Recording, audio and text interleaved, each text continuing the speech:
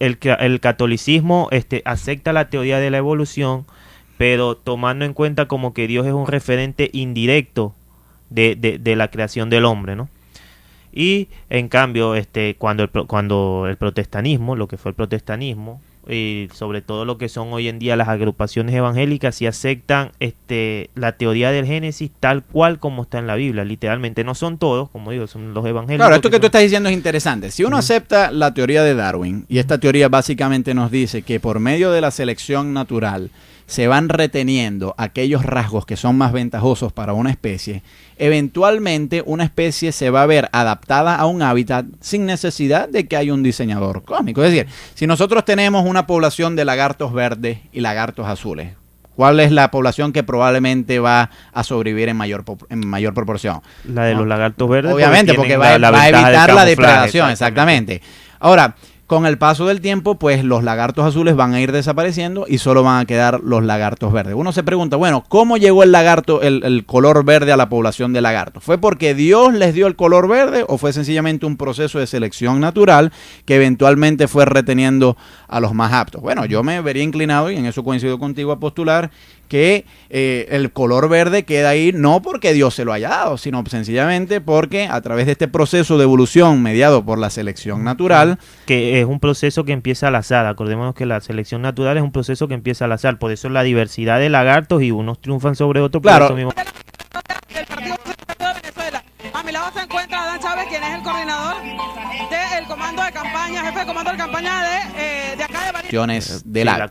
Entonces, bueno, provisionalmente tú y yo podríamos estar de acuerdo. No sé qué opinará nuestra audiencia. Se puede comunicar con nosotros mediante mensajería de texto al 0424-640-9242. Nos puede decir usted qué opina sobre estos argumentos. Pero por lo menos tú y yo, Gerardo, podemos convenir de que Dios existe, porque no hay otra manera que sea así.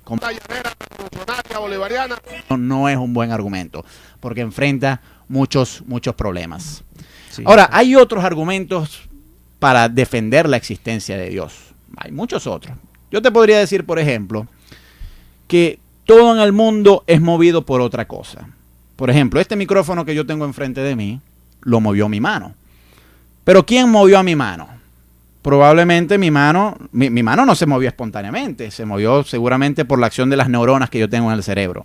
¿Y quién movió a las neuronas que están en el cerebro? Bueno, alguna carga eléctrica. ¿Y quién movió esa carga eléctrica? Y así sucesivamente. Incluso yo lo podría preguntar en torno a las causas. ¿Cuál es la causa, por ejemplo, Gerardo, de que tú estás acá en este momento? Bueno, aquí sentado, que por lo menos salí de mi casa. Saliste de tu casa, etcétera. Ahora, ¿cuál es la causa de tu existencia? ¿Por qué tú viniste a existir? Bueno, ahí tendría que hablar de mi mamá y mi papá y de lo que hicieron para estar yo aquí. Saludos a ellos, por cierto, claro, allá en Bachaquero. Ahora, ¿cuál es la causa de que tu mamá existiera? Bueno, la abuela de ella, no, o tu abuela. ¿Y cuál es la existencia de que tu abuela existiera? Tu bisabuela, y así sucesivamente. Sí. Uno puede seguir en una cadena de causas. Pero Santo Tomás de Aquino... 35.000 patrulleros fueron movilizados en la región llanera para decirle sí al presidente de la República, sí al proyecto del socialismo bolivariano y sí al triunfo contundente en la Asamblea Nacional el próximo 26 de septiembre. Portuguesa, tierra chavista. Que moviera el resto de las cosas y que él mismo no fuese movido. Y esa cosa que mueve a los demás sin ser movido él mismo, tiene que ser Dios. De hecho, Aristóteles, un filósofo de la antigüedad, así lo planteaba. Aristóteles decía, Dios tiene que existir porque tuvo que haber un origen de las cosas. Tuvo que haber un primer momento en que una entidad puso en movimiento el resto de las cosas Aristóteles no lo definía como Dios precisamente, sino como un primer motor inmóvil que da movimiento a las demás posteriormente, cosas. El cristianismo adapta la y tú supieras que creo que en algunos escritos Aristóteles sí lo llamaba Dios, lo llamaba Zeus. Ahora, cuando uno conversa con gente creyente en Dios, esto es uno de los argumentos que más aparece, este que acabamos de discutir. Es decir, bueno, pero si Dios no existe, entonces ¿cómo empezó el mundo? Y básicamente lo que hace referencia a esta idea que estamos diciendo, que si todo tiene una causa, bueno, tuvo que haber una primera causa no causada y por lo tanto entonces Dios existe. ¿Qué te parece a ti ese argumento? Estaríamos en contra porque sería, o por lo menos en mi caso, estaría en contra porque el mundo no pudo haber existido, sino que lo tuvo que haber creado alguien. ¿Por qué no estaba ya ahí? Que sea infinito, dices tú. Sí. Gracias. Nosotros en el trabajo que estamos realizando en la tarde de hoy. ¿Por qué tiene que haber una divinidad que nos haya creado, sino el mundo ya no estaba allí, o sea, como planteamos el problema del universo, ¿no? ¿Quién dice que el universo no estuvo antes que la divinidad? Porque para mí la creencia de Dios es más que todo parte cultural, y lo que busca es como una represión del hombre como tal, porque le damos inclusive atributos que eso no lo planteó de Dios. eso podemos hablar un poquito más adelante. Aquí lo que yo quiero retener, por lo menos para precisar bien si este argumento es bueno o no. Tú dices que a ti no te parece un buen argumento, el argumento de que todo tiene que tener una causa y que por ende tuvo que haber habido una primera causa. Volveríamos a lo mismo, si todo tiene que tener una causa, entonces Dios tendría que tener una causa como tal. Claro, y a su vez ese que tuvo Claro, la también. causa de Dios Entonces también siempre vamos a tendría que terminar tener en ese infinito. Claro, yo te confieso, Gerardo, estas cosas para mí son bastante misteriosas. Yo no sé bien cómo resolverlas. Y creo que aquí la cuestión que vamos a debatir, y nuestra audiencia nos puede comunicar con nosotros para ofrecer su opinión. El punto que podemos debatir aquí es, bueno, si el universo es infinito y nunca tuvo inicio, o si más bien necesitó que alguien lo creara. Bueno, a mi pensar, como te dije, yo creo que es infinito, no necesito de nadie que lo creara como tal. Bueno, aquí tenemos un primer mensaje de un radioescucha que nos dice: solo el necio dice que no hay Dios. ¿Tú estás de acuerdo con eso? No, yo no estoy de acuerdo con eso. Yo creo que estas cosas las podemos debatir sin necesidad de llamar a nuestra contraparte unos necios. Vamos a hacer una pausa musical y identificar la emisora y ya regresamos. Se puede comunicar con nosotros al 0424-640-9242, 0424-640-9242, o directamente a la cabina al 752-7771 y 752-9614. Estás escuchando por Mundial Zulia, Filosofía para Todos. Estamos de regreso en Filosofía para Todos, un programa para la discusión de grandes ideas en pequeños espacios. Y nos dice el señor Leví Suárez que tenemos una llamada al aire. Adelante, buenas tardes. Aló, buenas tardes. Buenas tardes, nos dice su nombre y de dónde nos llama, por favor. De Mundial Zulia, estoy ahí mismo, Alexander Usecha. No, chicos, estoy en mi casa, pero estoy escuchando el programa. Bienvenido, Alexander, dinos. Yo como activador de Misión Cultura, y me disculpo ante la gente que no cree en Misión Cultura porque todavía no cree en el comandante Chávez. Pero dentro de lo que es la misión, o dentro de lo que es la cultura, Gustavo, ¿qué es tu nombre? Gabriel, profesor Gabriel Andrade, y me acompaña Gerardo Valero. Gabriel como el ángel Gabriel, y Gerardo, yo no sé si te tendrá un ángel, ¿no? Bueno, arcángel dirán algunos. Interesante es que sepamos, ¿no? Desde el punto de vista filosófico, ¿verdad? Sí. Si Dios existe, existe Jesucristo. Si la fe del hombre y de la mujer, porque no solamente es el hombre, yo acompaño a la línea del comandante Chávez, que no es solamente el hombre, también es la mujer. Entonces uno se forma en ese interrogante: ¿existe Dios? ¿Existe Jesucristo? Yo creo que la fe mueve esa creencia. Yo no sé si la cuestión no es polemizar, sino que buscar la manera de que... Bueno, no hay problema en que usted polemice, si precisamente para eso está el diálogo, para que gente valiosa como usted nos llame y nos ofrezca su opinión. Bueno, muchas gracias. Yo, con poquito tiempo en la radio y desde hace 5 años en Misión Cultura, me he dado cuenta que lo que dijo el maestro Simón Rodríguez: inventamos o erramos. Yo soy amante y partidario de que hay que inventar y seguir inventando. El errar significa que a ti te permite corregir lo negativo y corregir para verificar, buscar llegar a la perfección, que no es fácil, y no es factible, pero está dentro de las posibilidades. Creer o no creer en Dios, eso va dependiendo de la fe de la persona, ¿no? Claro que sí. Hay otra palabra, Gabriel. Sí, cómo no. Y Gerardo, aquella persona que es atea, dicen que no cree en Dios. ¿Y no creerá en nadie? Me pregunto.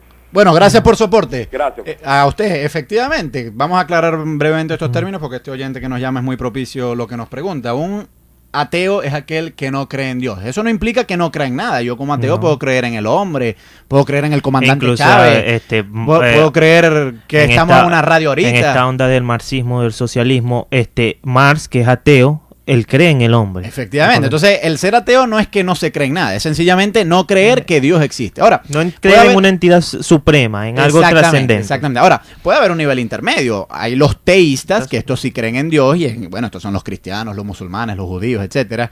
Pero digamos que hay un nivel intermedio, que son los agnósticos, que son aquellos que dicen, bueno, no hay pruebas suficientes para decir que Dios existe, pero tampoco hay pruebas suficientes para decir que Dios no existe. Pero frente a eso, yo Sí, soy que de la opinión... Dios no es cognoscible, pues.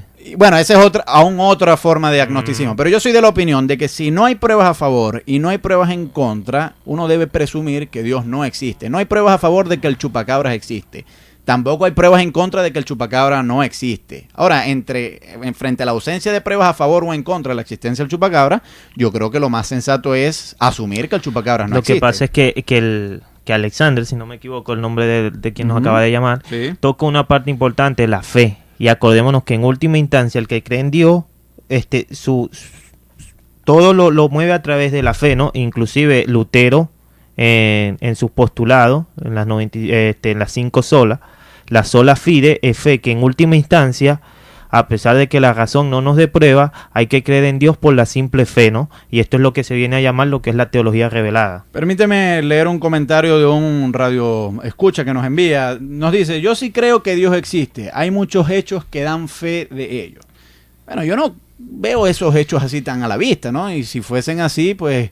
Si realmente yo viese evidencia de que Dios existe, yo sería el primero en admitirlo, pero el problema es que yo no veo mucha evidencia de que Dios existe, incluso más bien veo evidencia en contra de que Dios existe, y esa evidencia que veo en contra es el sufrimiento que hay en el mundo. Es decir, si Dios es bueno y omnipotente, si es un Dios que quiere amar a la humanidad y lo puede hacer todo, ¿por qué permite tanto sufrimiento?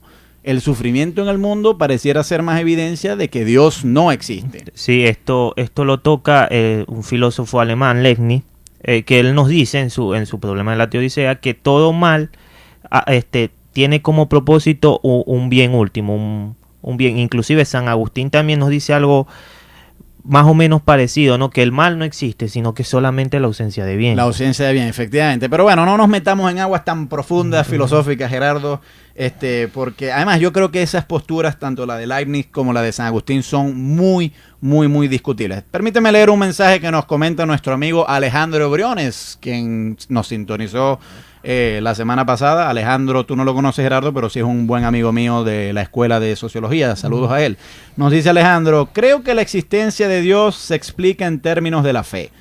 Un ser divino, refractario a la razón y a la lógica, tendría que depender más bien de la fe. Bueno, de acuerdo, esta postura de Alejandro podríamos denominar fideísmo, la postura que dice que podemos creer exclusivamente en función de la fe y que no son necesarias razones para creer en Dios.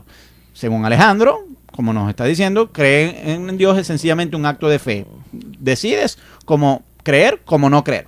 El problema que yo veo con esto, Alejandro y Gerardo, es que, bueno, pero si la creencia en Dios es sencillamente una cuestión de fe, entonces, ¿cómo podemos distinguir lo verdadero de lo falso? Porque así como yo alego que yo digo, bueno, yo creo en Dios sencillamente porque tengo fe, entonces cualquiera también puede decir, bueno, yo creo en el chupacabra sencillamente porque yo tengo fe en que el chupacabra existe, o yo tengo fe en los vampiros, a pesar de que nunca los he visto, yo tengo fe en ellos, bueno, porque yo quiero creer en ellos. Eso no me parece una buena razón para creer en la existencia de una entidad.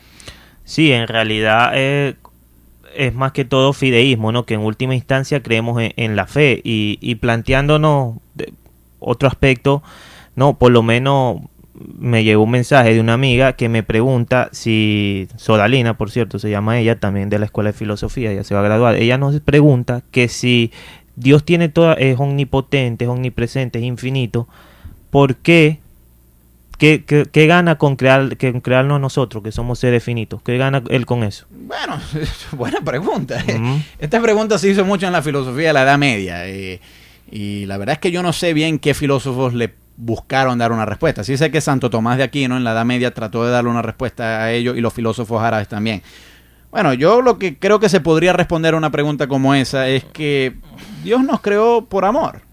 O sea, si Dios creó al universo, ¿por qué lo hizo? Bueno, por amor, porque quiso manifestar su amor. Claro, uno se dirá, bueno, pero si ya se bastaba consigo mismo, ¿para qué molestarse en crear algo? Sí, pero si no era necesario. La finalidad, amor, creo que no tiene tampoco, o sea, una base sustentable y Dios nos creó por amor. No le veo algo como convincente para creer que existe este Dios.